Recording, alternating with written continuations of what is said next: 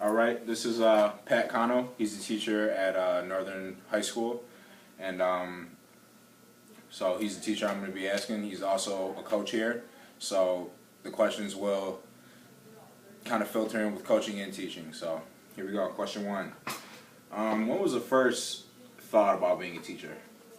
When was the first time I thought of being a teacher?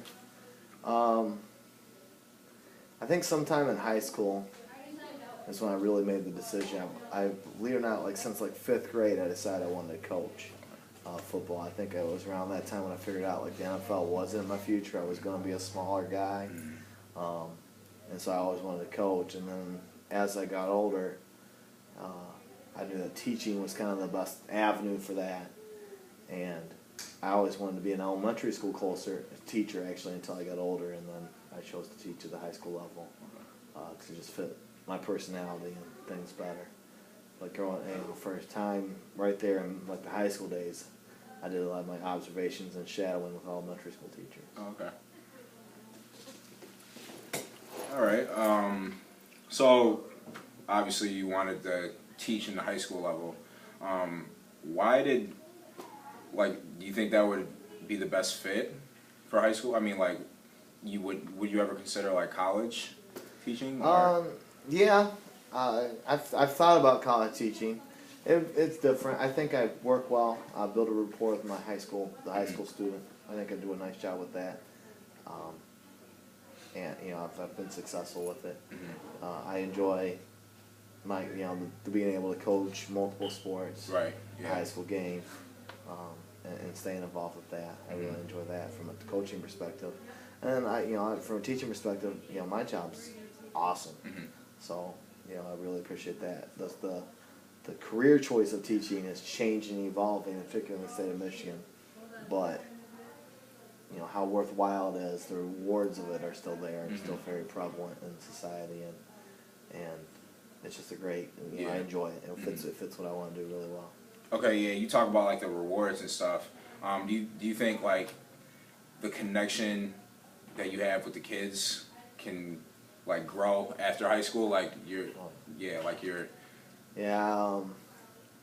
so many ways, you see kids grow up. How involved you stay in with connected you stay with kids varies once they move on, but you just a kid from a freshman to a senior year, you see them grow up, you see them mature, you're a part of it.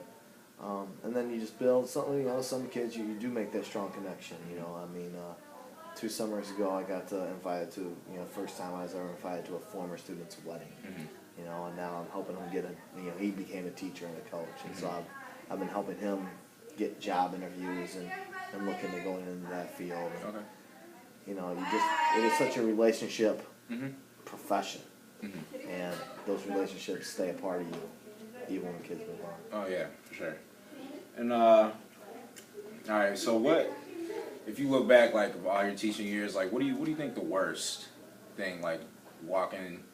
I mean, like obviously you have to be prepared every day with the teaching, scheme or whatever.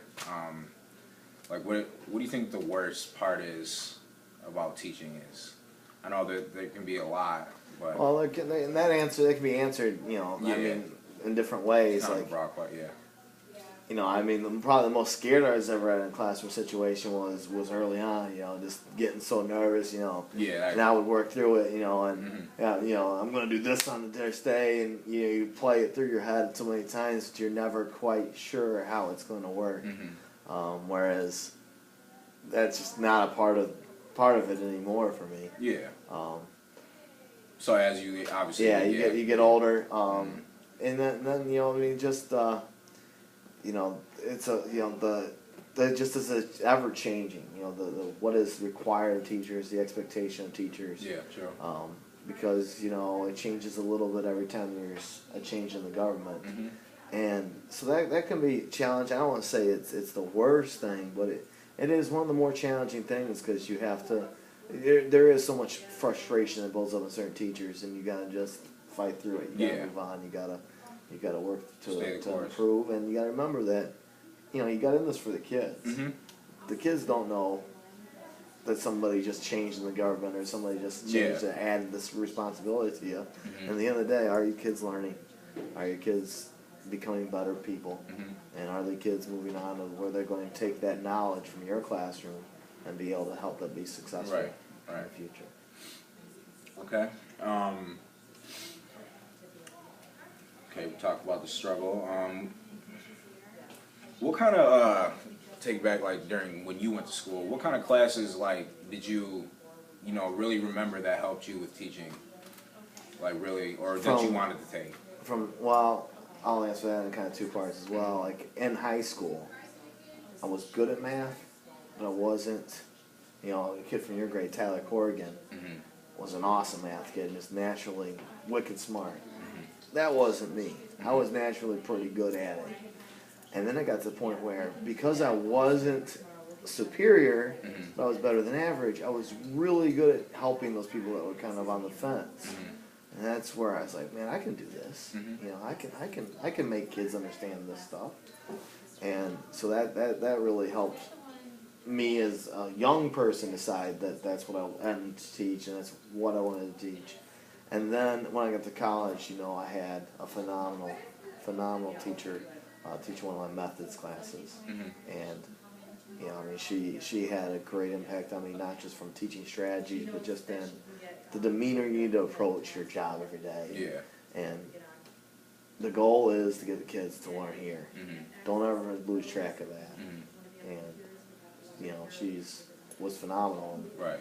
I took her a couple different times there at the end to make sure that I absorbed as much of her years of experience and her knowledge as I could going into my profession. Oh, okay. So, like, when you teach in the classroom, do you ever bring some of that coaching into the classroom?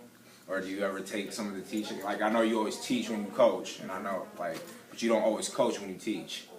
You know what I'm saying? So I was just wondering if you ever brought that in. Coaching is teaching. That's for a young coach, and that was one of the mistakes I made, is the closer you can draw the line of those two things being the same, the better you're going to be, because you've got to have the kids on the football field on the same page. You've got to have the kids on the football field knowledgeable of their job, responsibility, and skill set, and how to accomplish it. And there's so many things, and there's the immediate reward, immediate feedback as to how successful both they are in doing it and you were in coaching it. Right. In the classroom, you can draw a lot of similar things, both in my demeanor and how I approach it, especially mathematics, because it is drill and practice, and if you're on top of it, you can do formative assessments and get immediate feedback to your kids. Right. So that there is that constant improvement. As far as, the kids will all joke and laugh, because there are certain times or situations when, I'll fluctuate my tone. Yeah. And I'll call that, my coaching voice coming out in the classroom or not. I view it more as that, working with the kids so they're constantly developing their skills. And it's a different approach, but it's the same goal. It's the same skill set you're using to make that happen. So, like, with the same skill set, and obviously I know it's different at the college level teaching, and I know you have, like, friends that teach at the college level, but do they say, like, it's a huge difference? Well, the biggest thing my friends who teach collegiately are saying is that a lot of the things we're being told now that we have to focus on to help our kids be more successful are the same exact things. But we'll compare notes, and we're talking about these certain strategies to help kids learn, and they're doing the same strategies. They're being fed the same things. They're being shown the same charts and tables, and that's been very interesting to me. And then it depends on what friend I'm talking about as to how much they're doing and how similar their classroom is to mine, because obviously there's some that are doing it that make it very similar, and some that are doing it that are in lecture halls and they joke about teaching strategies. Yeah, for sure. Well, all right, thank you for doing this interview with me, and all right. Thanks. Thanks, Mr. Sanders.